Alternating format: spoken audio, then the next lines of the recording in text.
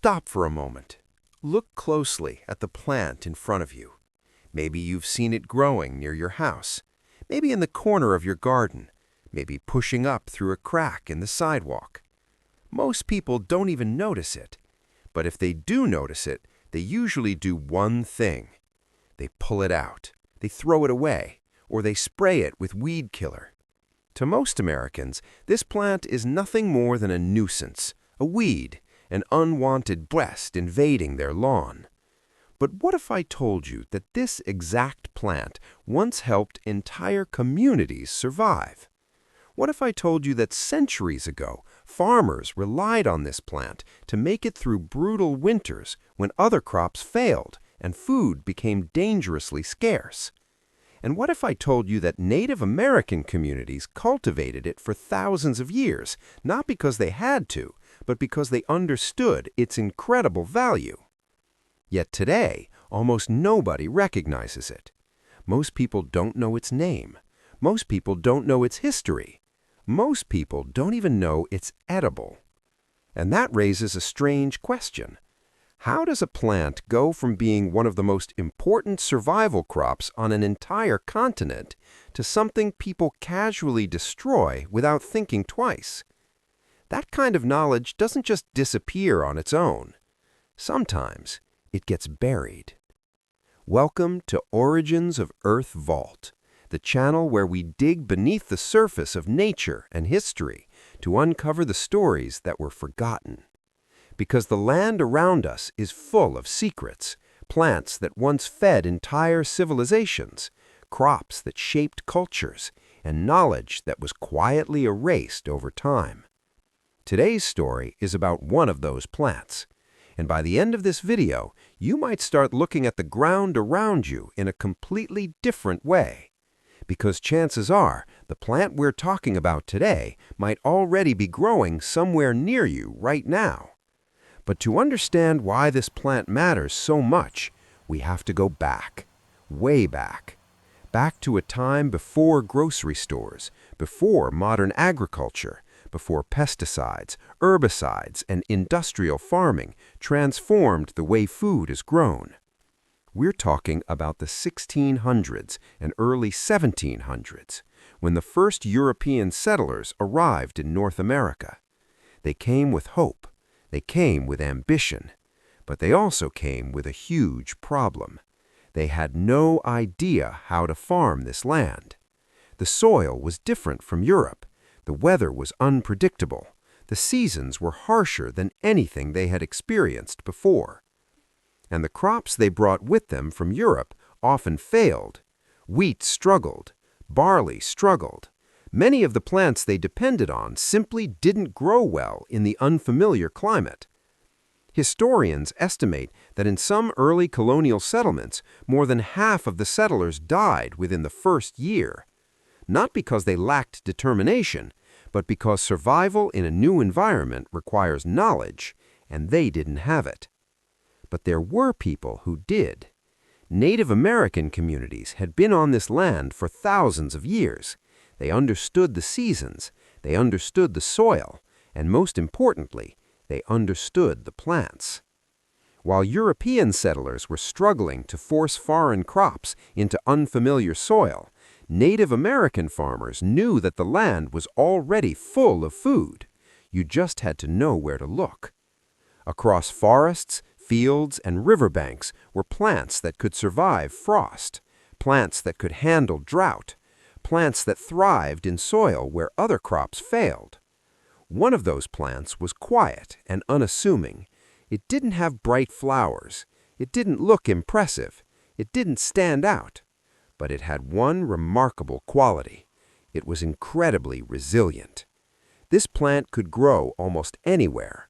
Poor soil, dry conditions, cold temperatures. Where other crops died, this plant survived. And it didn't just survive, it produced food. Its leaves were edible, its seeds were edible. Even the young stems could be eaten, and the seeds it produced could be harvested, dried, and stored through the winter months. Which meant something extremely important for early communities: food security. When settlers began learning farming techniques from Native American communities, they slowly started to understand something powerful. The most valuable crops on this continent weren't always the ones brought from Europe. Sometimes they were the plants that had been here all along. One of those plants began appearing more and more frequently in early colonial gardens, not as a weed, but as a useful, intentional crop. Farmers allowed it to grow between rows of corn. They harvested its leaves during the summer. They collected its seeds before winter arrived. And quietly, without much attention, this humble plant helped feed communities during some of the hardest years in early American history. So what exactly is this plant? It's called Lambsquarters. Its scientific name is Chenopodium album, and there's a very good chance that it is growing somewhere near you right now. In fact, if you have a garden or a backyard, you may have already seen it before. But like most people, you probably thought it was just another weed. Lambsquarters grows tall, with soft green leaves that sometimes look slightly dusty or powdery. It spreads easily and grows quickly, which is one of the reasons modern gardeners often dislike it. But here's something surprising. From a nutritional perspective, Lambsquarters is incredibly powerful. In fact, gram for gram, it contains more nutrients than spinach. More iron, more calcium, more protein. The leaves can be eaten raw in salads. They can be sautéed like spinach. They can be added to soups, stews, or omelets. And the seeds can even be dried and ground into flour. For many Native American communities, Lambsquarters was not just a wild plant, it was a cultivated food. Seeds were harvested in late summer. They were stored carefully to be used throughout the winter months. The leaves were also used for medicinal purposes. In some traditions, they were used to help with digestive issues. In others, the plant was used to produce natural dyes. This was not random foraging, it was intentional agriculture. Knowledge passed down through generations, and when early settlers began adopting these practices, Lambsquarters quietly became part of early American farming systems. Not a weed, but a crop, a useful plant that provided both nutrition and resilience. But if this plant was so valuable, if it helped sustain communities, why have most people never heard of it? To understand that part of the story, we have to move forward in time, to the 1950s. After World War II, agriculture in the United States began to change dramatically. Chemical companies that had once produced wartime materials began redirecting their technology toward farming. Suddenly, new products entered the market. Herbicides designed to kill weeds, pesticides designed to eliminate insects, synthetic fertilizers designed to boost crop yields. Modern agriculture promised something very appealing: efficiency. Farmers were encouraged to grow large fields filled with a single crop: corn, soybeans, wheat. This system is known as monoculture farming. It simplified large-scale farming operations, but it also created a new problem. Plants that grew naturally in those fields became obstacles. Wild plants that once been considered useful suddenly became enemies, and many of them were reclassified with a single word: weeds. Lambsquarters was one of them. A plant that once was a food source, a plant that once was cultivated intentionally, was suddenly labeled a problem. Within just 2 generations, the knowledge of how to use plants like Lambsquarters almost disappeared. Families stopped passing the information down. Gardening books labeled it invasive. Lawn care companies told homeowners to destroy it. And gradually, people forgot.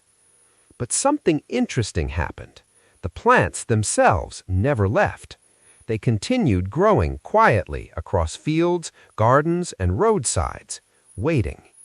Across North America today, Lambsquarters still grows wild. Most people walk past it every day without realizing what it is. But recently, something has started to change. a new generation of farmers, researchers, and food historians has begun rediscovering the value of forgotten plants. Regenerative agriculture is growing rapidly. This farming approach focuses on rebuilding soil health and restoring biodiversity. And one thing researchers have discovered is that native plants often play an important role in that process. In fact, recent studies have shown that farms incorporating diverse plant species tend to have healthier soil ecosystems. One agricultural study in 2023 found farms including native plant species showed significantly improved soil health compared to monoculture systems. The land literally begins to recover when biodiversity returns. But because it's nutritious, flavorful, and deeply connected to the history of the land. And for many Native American communities, this knowledge was never truly lost. It simply existed outside of mainstream agriculture. Now, slowly, the wider world is starting to pay attention again. Which brings us back to the question we started with. How many plants around you right now have stories like this? How many foods are growing quietly in plain sight, waiting for someone to recognize them again?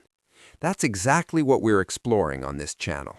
Hidden crops, forgotten farming knowledge, and the deep relationship between people, plants, and the land.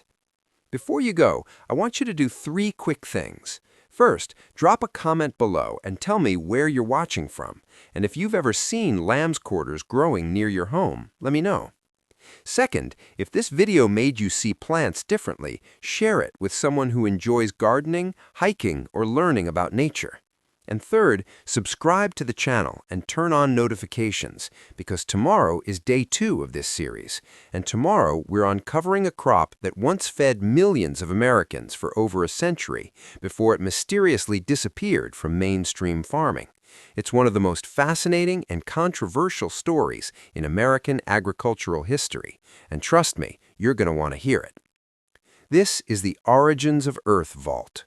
This is just a beginning.